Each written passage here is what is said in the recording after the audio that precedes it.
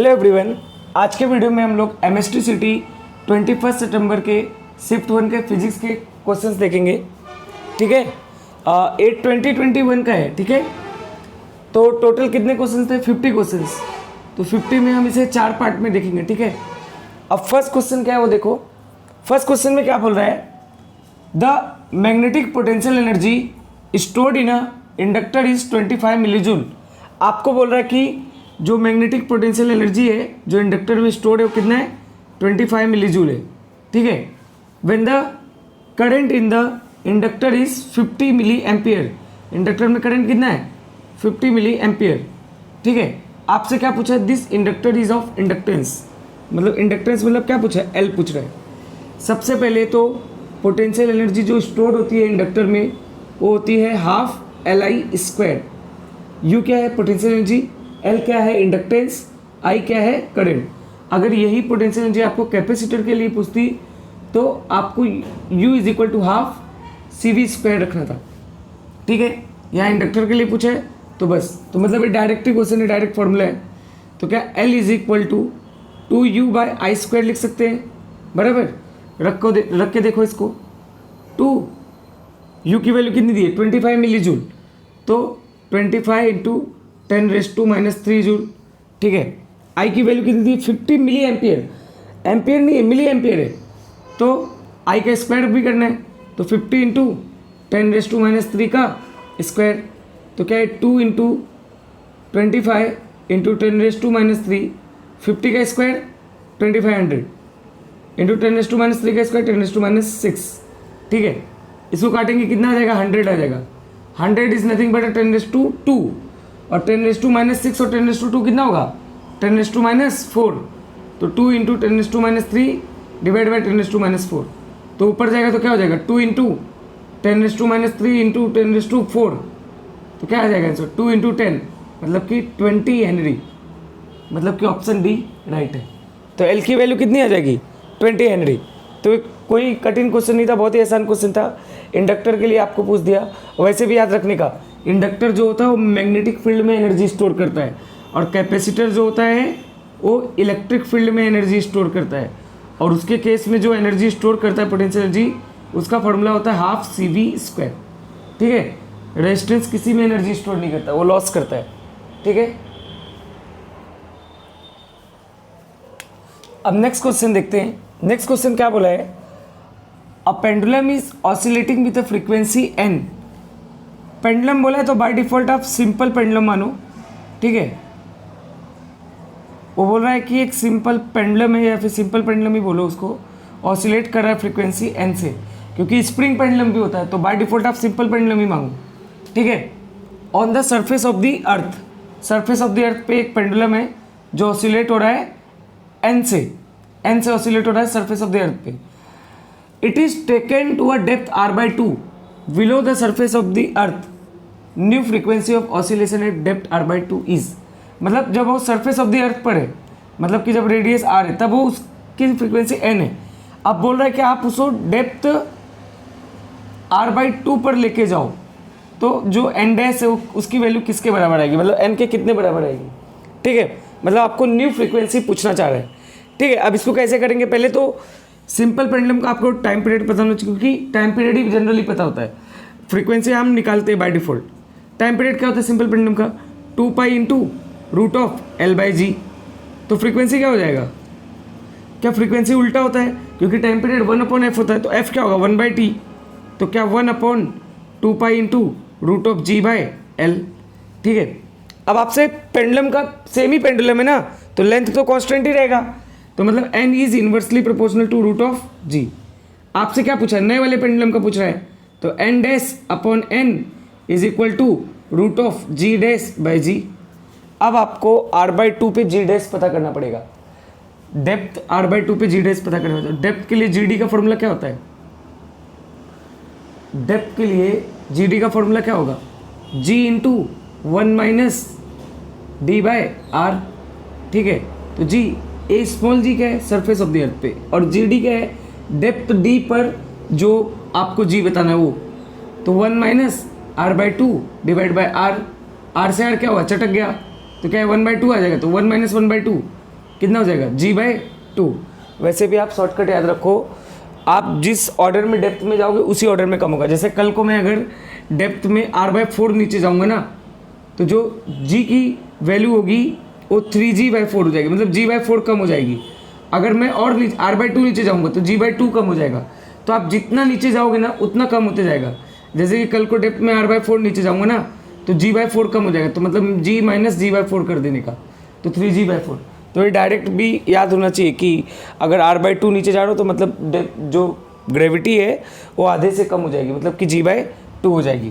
ठीक है, तो इसको सॉल्व कैसे करेंगे, n dash is equal to G/2 divide by G into n। तो G से G क्या हुआ, चटक गया, तो इसका वैल्यू क्या आएगा n/√2, मतलब कि ऑप्शन बी। तो बहुत ही सिंपल सवाल था, बस आपको पेंडुलम क्या दिया था, सरफेस ऑफ द अर्थ पे कितना दिया था n, आपसे डेप्थ R/2 पर पूछ रहा है। तो डेप्थ R/2 पे जानने के लिए सबसे पहले तो फ्रीक्वेंसी का फॉर्मूला पता होना चाहिए। फ्रीक्वेंसी का फॉर्मूला क्या होगा सिंपल पेंडुलम के केस में, 1/2 पाई इंटू √G/L। ठीक है, मतलब कि फ्रीक्वेंसी के डायरेक्टली प्रोपोर्शनल है रूट में acceleration due to gravity. Depth पे आपको एक्सेलरेशन ड्यू टू ग्रेविटी पता करना है, कितने डेप्थ पे, R/2 पे, तो R/2 D की जगह रख दो तो G/2 आ जाएगा। वैसे भी मैंने बोला कि डायरेक्ट आप याद रखो, R/2 बोला है मतलब कि 1/2 कम हो जाएगा G, मतलब कि कितना हो जाएगा G/2। सब्स्टिट्यूट करोगे आंसर आ जाएगा, तो ऑप्शन बी क्या होगा इसमें, राइट। अब नेक्स्ट क्वेश्चन देखते हैं। नेक्स्ट क्वेश्चन में क्या बोल रहा है, the molar specific heat of an ideal gas at constant pressure and volume are denoted by Cp and Cv। मतलब आपको एक आइडियल गैस है, कांस्टेंट प्रेशर पे उसका जो मोलर स्पेसिफिक हीट है वो क्या है, Cp है, और कांस्टेंट वॉल्यूम पे उसका मोलर स्पेसिफिक हीट क्या है, Cv है। If gamma is equal to Cp/Cv, gamma क्या होता है, रेशियो ऑफ स्पेसिफिक हीट। ठीक है, गैमा की वैल्यू क्या दी है, Cp/Cv, and R is the universal gas constant, then Cv is equal to, देखो इसका वैल्यू तो डायरेक्ट याद भी रखना होता है, Cv का वैल्यू डायरेक्ट ऑप्शन है R/γ-1, और एक Cv का वैल्यू याद रखना होता है F/2R। बट मैं आपको इसको डिराइव करके बता देता हूँ, बट इसे आप याद रखो तो ज़्यादा अच्छा है। तो क्या Cp minus Cv is equal to R होता है, इसे हम लोग मेयर्स फार्मूला बोलते हैं। ऐसा लिख सकते हैं क्या, Cp is equal to Cv into gamma. क्यों, क्योंकि तुम्हें क्या जो ऑप्शंस दिख रहा है उसमें या तो R दिख रहा है या तो गामा दिख रहा है, मतलब क्या Cp को हटाना है तो Cp की जगह रख दो Cv into gamma minus Cv is equal to R। तो क्या ऐसा लिख सकते हैं, Cv इंटू ब्रैकेट में गामा -1 इक्वल टू R। तो क्या Cv is equal to R/γ-1 लिख सकते हैं, तो मतलब ऑप्शन ए राइट होगा। वैसे Cv का ये वाला फॉर्मूला और दूसरा ये वाला फॉर्मूला F/2R। ठीक है, डिग्री ऑफ फ्रीडम, F क्या है, डिग्री ऑफ फ्रीडम, ये आपको याद ही होना चाहिए डायरेक्ट ऑप्शन टिक करने का, इसके लिए डिराइव वगैरह करने का लफड़ा ही नहीं रखने का। ठीक है, ये वाला फॉर्मूला पता होना चाहिए, ये पता होना चाहिए, और ये वाला, ये चारों ही पता ही होने चाहिए। ठीक है, तो इसमें ऑप्शन ए राइट हो जाएगा। अब हम लोग नेक्स्ट क्वेश्चन देखते हैं। नेक्स्ट क्वेश्चन बताने से पहले थोड़ा इस क्वेश्चन को समझने के लिए मैं आपको थोड़ा सा सेमीकंडक्टर समझाता हूँ 1 मिनट में। जैसे कि जो प्योर सेमीकंडक्टर होता है ना, जनरली वो सिलिकॉन का बनेगा, सिलिकॉन का बना रहेगा। तो जो प्योर सेमीकंडक्टर होता है उसमें number of electron is equal to number of hole. पहली बात तो ये सिर्फ नंबर नहीं है, ये नंबर डेंसिटी है। Number density of electron is equal to number density of hole, मतलब कि number of electron per unit volume, मतलब इस n का जो यूनिट होगा क्या होगा, पर मीटर क्यूब होगा। ठीक है, और इसी इलेक्ट्रॉन और होल को हम लोग क्या बोलते हैं, इंट्रिंसिक चार्ज बोलते हैं। क्या बोलते हैं, इंट्रिंसिक चार्ज, जो प्योर सेमीकंडक्टर में। अब इसी प्योर सेमीकंडक्टर में अगर मैं 13 पीरियड एलिमेंट की डोपिंग करूँ, डोपिंग मतलब उसको मिला रहा हूँ, मिलावट कर रहा हूँ, जैसे कि बोरॉन का, तो उस केस में होल के नंबर्स क्या होते हैं, बढ़ जाते हैं। ठीक है, और अगर मैं 15 पीरियड एलिमेंट का वही कर रहा हूँ तो उस समय क्या हो जाते हैं, नंबर ऑफ इलेक्ट्रॉन जो होते हैं वो क्या हो जाते हैं, बढ़ जाते हैं। ठीक है, तो ये तो है बेसिक कॉन्सेप्ट जो मैं आपको बताना चाहता था। अभी ये क्वेश्चन करेंगे तो आपको अच्छे से समझेगा कि क्या है इस क्वेश्चन में। ठीक है, तो इस क्वेश्चन में क्या बोल रहा है, in a pure silicon number of electron and holes per unit volume are 1.6 × 10⁻16 per metre cube. A pure silicon मतलब प्योर सेमीकंडक्टर की बात कर रहा है जिसमें इलेक्ट्रॉन और होल का नंबर कितना दिया है, मतलब कि ये मिला जुला क्या बोल रहा है, इंट्रिंसिक चार्ज बोल रहा है, क्योंकि इलेक्ट्रॉन होल दोनों मिला के उसे क्या बोलते हैं, नंबर ऑफ इंट्रिंसिक चार्ज पर यूनिट वॉल्यूम। कितना दिया है 1.6 इंटू 10⁻16 पर मीटर क्यूब। आगे क्या बोल रहा है, if silicon is doped with a boron, boron से डोप कर रहे हैं मतलब पी टाइप सेमीकंडक्टर, मतलब कि होल बढ़ेगा, in a way that on doping hole density increases to 4 into 10⁻22 per metre cube. Hole की डेंसिटी इंक्रीज होगी, कितना हो गई 4 into 10⁻22 per metre cube. The electron density in a doped semiconductor will be, जो क्या हमने boron डाल के डोप कर दिया, तो बोरॉन डाल को डोप करने के बाद जितना होल है उसका नंबर बताया है, इलेक्ट्रॉन का नंबर आपसे क्या पूछा है, नंबर पर यूनिट वॉल्यूम पूछ रहा है। तो इसका जो फॉर्मूला होता है इंट्रिंसिक चार्ज का, इंट्रिंसिक चार्ज का square is equal to number of electron per unit volume into number of hole per unit volume. तो आपको क्या चाहिए, नंबर ऑफ इलेक्ट्रॉन चाहिए, तो number of electron is equal to Ni का square divide by NH। Ni का square मतलब 1.6 into 10⁻16 का स्क्वायर डिवाइड बाय 4 इंटू 10⁻22। क्या लिख सकते हैं इसको, 1.6 इंटू 10⁻32 डिवाइड बाय 4। क्या इसको मैं 16 लिख सकता हूँ, हाँ, तो ये क्या हो जाएगा, अगर इसको मैंने 16 लिखा तो ये 10⁻31 हो जाएगा। इसको कट करो, कितना आएगा ये 4 इंटू 1.6 6.4, और ये 4 इंटू 10⁻22 लिख दो, ठीक है 6.4। क्या 10⁻22 से 10⁻31 कटेगा तो कितना आएगा 10�9 पर मीटर क्यूब, मतलब कि कौन सा ऑप्शन राइट होगा, ऑप्शन बी, ठीक है। तो ये बहुत ही ईजी क्वेश्चन है, ये क्वेश्चन जनरली पूछ लेते तो आपको याद होना चाहिए, बस यही फॉर्मूला याद होना चाहिए, इंट्रिंसिक चार्ज का square is equal to number of electron per unit volume into number of hole per unit volume, ठीक है। नेक्स्ट क्वेश्चन देखते हैं, ये भी डायरेक्ट फॉर्मूला। तो सीटी में जनरली अब तक मैंने आपको, एक 5th क्वेश्चन है, 5th क्वेश्चन में भी अब तक आपको मैं 2 क्वेश्चन तो सिर्फ फॉर्मूले के बता रहा हूँ। तो मतलब आप सीटी का पेपर देने जाइए तो ये भी इंश्योर रखिए कि आप फिजिक्स का सारा फॉर्मूला याद रखिए, तो भी आप कुछ 50 में से 10 क्वेश्चन तो सिर्फ आपको फॉर्मूले ही मिल जाएंगे, ये भी एक फॉर्मूला ही है। ध्यान से देखो क्या बोल रहा है इस सवाल में, a charge moves with the velocity v through electric field E as well as magnetic field B, then force acting on it is. आपसे बोल रहा है कि एक चार्ज Q है जो वेलोसिटी v से मूव कर रहा है, इलेक्ट्रिक फील्ड E और मैग्नेटिक फील्ड B, मतलब दोनों ही है, इलेक्ट्रिक फील्ड और मैग्नेटिक फील्ड दोनों ही लगा है उधर। तो इलेक्ट्रिक फील्ड की वजह से इस चार्ज पे जो फोर्स लगता है उसे बोलते हैं F is equal to Q into E bar, ठीक है। और मैग्नेटिक फील्ड की वजह से जो चार्ज पे फोर्स लगेगा F is equal to Q into V bar cross B bar. V क्या है, वेलोसिटी, जिस वेलोसिटी से वो जा रहा है, तो टोटल फोर्स क्या हो जाएगा Q E bar plus Q into V bar cross B bar. और इसी फोर्स को, जो ऑप्शन सी है, जिसे कि इसमें ऑप्शन सी राइट है, इसी फोर्स को हम लोग लॉरेंज फोर्स भी बोलते हैं। तो कभी कभी अगर इस तरह से भी पूछ ले तो आपको पता होना चाहिए कि इसी को क्या बोलते हैं, इस पूरे को लॉरेंज फोर्स बोलते हैं, और क्या हो जाएगा, ऑप्शन सी राइट हो जाएगा। तो मतलब डायरेक्टली बस फॉर्मूला याद है तो भी ऑप्शन टिक हो जाएगा, ठीक है। अब नेक्स्ट हम देखते हैं, नेक्स्ट हम में क्या बोल रहा है, light of frequency 2 times the threshold frequency is incident on the photo sensitive material. आपको एक फ्रीक्वेंसी दी है जो इंसिडेंट कर रहे हैं हम कितना, 2 टाइम्स ऑफ थ्रेशोल्ड फ्रीक्वेंसी, ठीक है।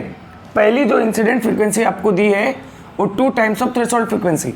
थ्रेशोल्ड फ्रीक्वेंसी क्या होता है, ऐसा फ्रीक्वेंसी एक मिनिमम फ्रीक्वेंसी है, अगर आप इस फ्रीक्वेंसी से कम अगर फ्रीक्वेंसी दोगे ना तो फोटो इलेक्ट्रॉन निकलेगा ही नहीं। तो मतलब आपको इतना तो जरूर देना है, जैसे कि मान लो 10 मैं बोल रहा हूँ, मान लो म्यू0 10 है, तो अगर आप 10 से कम फ्रीक्वेंसी दोगे, 9 दोगे, 8 दोगे, 7 दोगे, तो इलेक्ट्रॉन निकलेगा ही नहीं। 10 से ज़्यादा ही होना चाहिए, मतलब अगर एग्जाम्पल में दूँ तो पहला इंसिडेंट फ्रीक्वेंसी क्या दिया है, 2 टाइम्स ऑफ म्यू0, मतलब इसमें तो निकलेगा। आगे क्या बोल रहा है, if the incident frequency is made 1/3। अब इसी फ्रीक्वेंसी को, इसी इंसिडेंट फ्रीक्वेंसी को मैं 1/3 कर दूँ, मतलब कि म्यू2 कितना कर दूँ, 1/3 टाइम्स ऑफ 2 म्यू नॉट, ठीक है। एंड इंटेंसिटी क्या कर दूँ, double, intensity is double, intensity को क्या कर दूँ, डबल कर दूँ, ठीक है। Then the photoelectric current will, क्या फ्रीक्वेंसी को तुमने 1/3 और 2 म्यू नॉट में कर दिया, मतलब कि क्या है 2/3 म्यू नॉट आ गया, क्या 2/3 म्यू नॉट से कम है ना, जब 2/3 करोगे तो कितना आएगा 0.66, 1 से तो कम है ना, तो क्या μ2 जो है वो मिनिमम फ्रीक्वेंसी से भी कम है, तो अगर μ2 मिनिमम फ्रीक्वेंसी से कम है तो इलेक्ट्रॉन तो निकलेगा ही नहीं, वही 10 मान लीजिए 10 है इसकी वैल्यू, तो इसकी वैल्यू तो 10 से कम ही है ना, तो मतलब इलेक्ट्रॉन तो निकलेगा ही नहीं, और अगर इलेक्ट्रॉन नहीं निकलेगा तो करंट नहीं आएगा, और करंट नहीं आएगा तो फोटो इलेक्ट्रिक करंट क्या होगा, 0। तो ऑप्शन सी क्या होगा इसमें, राइट होगा, ठीक है। अब देखते हैं नेक्स्ट क्वेश्चन। नेक्स्ट क्वेश्चन में क्या बोल रहा है, फॉर अ ट्रांजिस्टर 1/अल्फा DC माइनस 1/बीटा DC is equal to, option A क्या दिया 3, option B 2, option C 0, option D 1, और अल्फा और बीटा क्या है, करंट एम्पलीफिकेशन फैक्टर। पहले तो अल्फा बीटा समझते हैं। अल्फा जो होता है ना, जो ट्रांजिस्टर का कॉमन बेस कॉन्फ़िगरेशन होता है उसे हम लोग अल्फा बोलते हैं। कॉमन बेस कॉन्फ़िगरेशन में जो करंट गेन होता है उसे अल्फा बोलते हैं, और कॉमन अमीटर कॉन्फ़िगरेशन जो होता है उसको हम लोग, उसमें जो करंट गेन होता है उसे क्या बोलते हैं, बीटा, ठीक है। टोटल ट्रांजिस्टर में 3 चीज़ें होता है, क्या क्या होता है, अमीटर, बेस और कलेक्टर, ठीक है। अब आप देखो ध्यान से, अल्फ़ा का अगर मुझे करंट गेन का फॉर्मूला लिखना है अल्फ़ा का, तो आप कैसे लिखोगे अल्फ़ा का formula, output upon input. Output याद रखो, आउटपुट में हमेशा कलेक्टर होता है, तो कलेक्टर का करंट आउटपुट में, जो कॉमन है उसको मत लिखो, तो कलेक्टर तो हो ही गया आउटपुट में, और कॉमन क्या है, बेस है, तो उसको लिखो ही मत, तो क्या लिखोगे, एमीटर। तो आउटपुट का कलेक्टर का करंट डिवाइड बाय एमीटर का करंट, तो अल्फ़ा का फॉर्मूला होता है current of collector divide by current of emitter. अब अगर कॉमन ई मीटर कॉन्फ़िगरेशन है, तो कॉमन ई मीटर में करंट गेन क्या होता है, बीटा होता है। मैंने क्या बोला, कलेक्टर को हमेशा आउटपुट दे देने का, तो कलेक्टर का करंट हमेशा आउटपुट में आ जाएगा। इनपुट में वो लिखने का, कॉमन क्या है यहाँ, ई मीटर कॉमन है, तो बचा क्या, सिर्फ बेस, तो मतलब आई बी। तो बीटा क्या होता है, current of collector divide by current of base. अब आप ये रख दो, फटाक से देख लो, 1/अल्फा माइनस 1/बीटा की वैल्यू पूछ रहा है, तो क्या ऐसे लिख सकता हूँ मैं, अल्फ़ा की वैल्यू जब सब्स्टिट्यूट करूँगा तो 1/IC/1/IC/I माइनस 1/IC/IB, ये आई और IB ऊपर चला जाएगा, तो क्या हो जाएगा, I divide by IC minus IB divide by IC, ठीक है। कैसा लिख सकता हूँ इसको, क्या इसको ऐसा लिख सकता हूँ, I minus IB divide by IC। अब आपको एक चीज़ और याद रखना पड़ेगा, देखो मैं ट्रांजिस्टर का कॉन्फ़िगरेशन बता रहा हूँ, ये एमीटर है, ये बेस है, ये कलेक्टर है, तो जो इलेक्ट्रॉन होता है ना, इलेक्ट्रॉन, एमीटर का इलेक्ट्रॉन बेस और कलेक्टर को जाता है, तो मतलब एमीटर का ही करंट बेस और कलेक्टर को जाएगा, तो मतलब ऐसा लिख सकता हो, current of emitter is equal to current of base plus current of collector. तो कलेक्टर का करंट क्या हो जाएगा, आईसी का फॉर्मूला फिर क्या हो जाएगा, IC is equal to I minus I B. क्या यहाँ भी आपको आई माइनस आई बी दी है, तो क्या इसको मैं लिख सकता हूँ आई सी डिवाइड बाई आई सी, तो आई सी से आई सी चटक गया, तो वैल्यू क्या आ जाएगी 1। वैसे आप डायरेक्ट याद रखो, एक रिलेशन है अल्फा बीटा का करंट गेन का, 1/अल्फा माइनस 1/बीटा इज इक्वल टू 1। तो ये आपको डायरेक्ट भी पता होना चाहिए, डायरेक्टली ये फॉर्मूला ही है, ठीक है। और ये फॉर्मूला भी पता होना चाहिए, एमीटर का करंट इक्वल टू बेस का करंट प्लस कलेक्टर का करंट, ठीक है। अब नेक्स्ट सम देखते हैं। नेक्स्ट सम में क्या बोल रहा है, in diffraction experiment from a single slit the angular breadth of a central maximum does not depend upon. तो पहले तो आपको डिफ्रैक्शन पैटर्न पता होना चाहिए और एंगुलर ब्रेड्थ क्या वो पता होना चाहिए। जैसे कि मैं थोड़ा थोड़ा आपको बताता हूँ, जैसे डिफ्रैक्शन क्या होता है, जैसे ये स्क्रीन है, ठीक है, ये स्लिट है जिससे अपन लाइट पास करते हैं, मान लीजिए उसका ब्रेड्थ ए है, ठीक है। और डिफ्रैक्शन में क्या होता है कि ये आपको ऐसे ऐसे पैटर्न बनता है, तो इस वाले पैटर्न को अपन क्या बोलते हैं, सेंट्रल मैक्सिमम। ये जो पैटर्न है ना इधर तक, इसको बोलते हैं सेंट्रल मैक्सिमम। अब ध्यान से देखो, और ये स्लिट और ये स्क्रीन के बीच के डिस्टेंस को कैपिटल डी बोलते हैं, ठीक है। अब ध्यान से देखो, अगर मैं बोलूँ कि सेंट्रल मैक्सिमम का डिस्टेंस क्या है, तो डिस्टेंस के लिए आपका जो फॉर्मूला होता है वो 2 lambda into capital D divide by A क्या है स्लिट बिट, लैम्डा क्या है लैम्डा क्या है वेवलेंथ ऑफ लाइट, और कैपिटल डी क्या है distance of slit and screen, ठीक है। लेकिन अगर मैं यही एंगुलर बिट की बात करूँ तो इसका फॉर्मूला रहता है 2 लैम्डा बाई ए, मतलब कि कैपिटल डी नहीं रहता है, मतलब कि किस पे डिपेंड करता है, लैम्डा पे डिपेंड करता है और ए पे से। तो अब आपको बस देखना है, पहले ऑप्शन में बोला है depend upon does not depend upon ratio of wavelength and slit bit, गलत, डिपेंड करता है, देखो ना लैम्डा बाई ए पे तो डिपेंड कर ही रहा है वेवलेंथ और स्लिट बिट के रेशियो पे। Distance of the slit from the source, हाँ ये ऑप्शन सही है। क्या स्लिट और सोर्स का डिस्टेंस कैपिटल डी होता है, हाँ उस पर एंगुलर बिट डिपेंड नहीं करती। एंगुलर बिट क्या होता है 2 lambda by A central maximum का, डिस्टेंस क्या था 2 lambda D by A, distance करता है बट एंगुलर बिट नहीं करता है, मतलब ऑप्शन बी राइट है। बाकी का दोनों भी देख ही लेते हैं। Wavelength of the light use, हाँ उस पर डिपेंड कर रहा है ना, मतलब ये ऑप्शन गलत है। बिट ऑफ द स्लिट, हाँ इस पर भी डिपेंड कर रहा है, मतलब ये भी ऑप्शन गलत है, मतलब इसमें ऑप्शन बी राइट है। मतलब सिंपल बस आपसे फॉर्मूला ही पूछ रहा है इनडायरेक्ट, ठीक है। अब नेक्स्ट क्वेश्चन देखते हैं। नेक्स्ट क्वेश्चन में क्या पूछ रहा है, the resultant capacity between a points A and be in the given circuit is. आपको ये वाली सर्किट दी है, आपसे रिजल्टेंट कैपेसिटी पूछ रहा है, ठीक है। मतलब इस सर्किट को पूरा सॉल्व करके सी के फॉर्म में आपको आंसर लाना है। तो सबसे पहले कैपेसिटर में कुछ कॉन्सेप्ट सुनिए आप, जैसे कि मान लीजिए 2 कैपेसिटर है, दोनों सीरीज़ में, तो कभी भी सीरीज़ में मान लीजिए C1 है C2 है, तो सीरीज़ में पता है क्या होता है, रेजिस्टेंस मत समझ लेना आप इसे, रेजिस्टेंस में जो पैरेलल में होता है कैपेसिटर में सीरीज़ में, तो 1/C equivalent is equal to 1/C1 plus 1/C2।